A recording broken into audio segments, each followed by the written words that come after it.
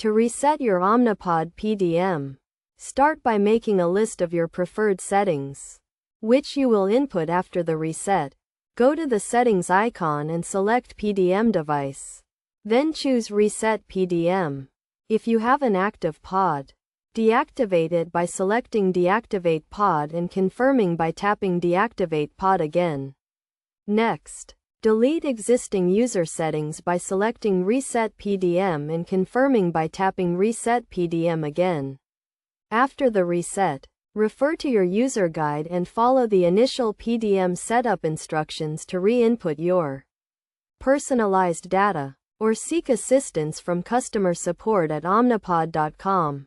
Note that resetting your PDM will result in the loss of all data settings and configuration.